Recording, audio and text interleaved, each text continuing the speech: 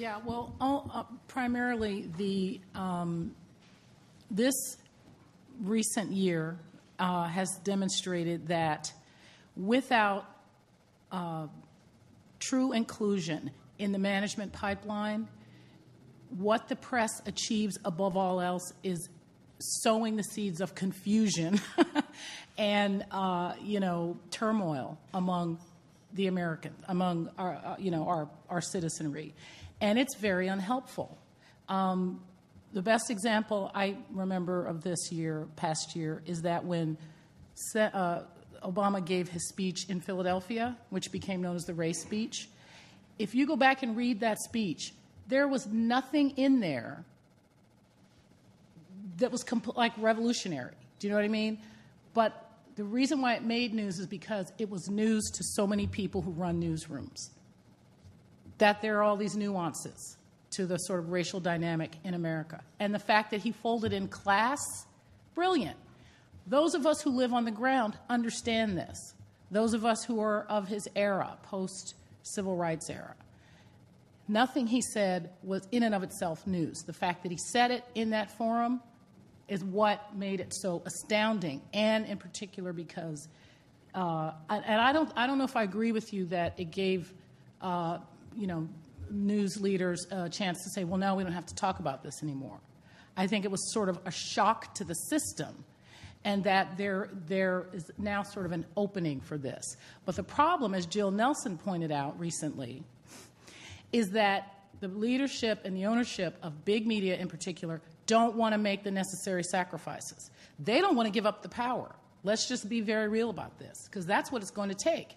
It's going to mean that instead of hiring the people that you feel most comfortable with and promoting the people that you're accustomed to promoting because you feel a kinship with them because maybe you went to the same college. This is where the class thing comes in. Maybe you have the same background, right?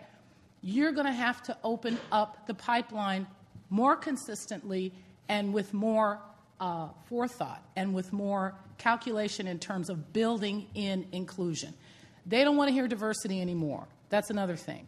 There's diversity fatigue throughout this industry. Go to the ASNI website. They stopped doing their, their little, they used to do these yearly things of how close they're getting to their goal. That has stopped. Okay? All this has fallen off the table. Yeah, a couple of things. One that has intrigued me a lot is that we did talk about race during this campaign. We talked about gender as well. Usually when somebody's gaffe gave us an excuse. I call this the gaffe culture, right, or the gotcha culture that we've gotten into. And this campaign offered ample opportunities, from whether you want to talk about Hillary Clinton's tears, or you want to talk about Barack Obama saying during a debate, I think you're likable enough, Hillary. That became an issue. Many other, from the moment Joe Biden referred to Obama as articulate. We can talk about, there's a lot. I love the ones that where the McCain campaign and others used, Dickerson at Slate.com said sometimes taking offense is the best offense. That tactic emerged several times when the McCain campaign was angry that Obama said, I don't look like the other white faces on the dollar bill. I'm not quoting that exactly word for word, but maybe you remember the statement, which he used a lot as a laugh line in speeches on the stump. All of a sudden, one day, the McCain campaign decided this is offensive, that he's bringing race into the campaign. He's playing the race card. I guess my favorite was when Barack Obama said lipstick on a pig, and this was interpreted as an assault on Sarah Palin. And Ann Coulter's new book argues that, yes, he was trying to insult Sarah Palin. I want to say, Ann, give it a rest. But Ann knows how to sell books. She wouldn't be bringing it up now unless this was not still a vibrant feeling, a sentiment out there. And so this brings us up to the cartoon in the paper yesterday. It's classic gaffe Rorschach episode. You know what the bottom line is? I'll give you a preview of my column. It was a bad cartoon. That's all. It's like what Bill Maher said after the Don Imus nappy-headed hose episode. It was a bad joke because It wasn't funny. It had no element of truth.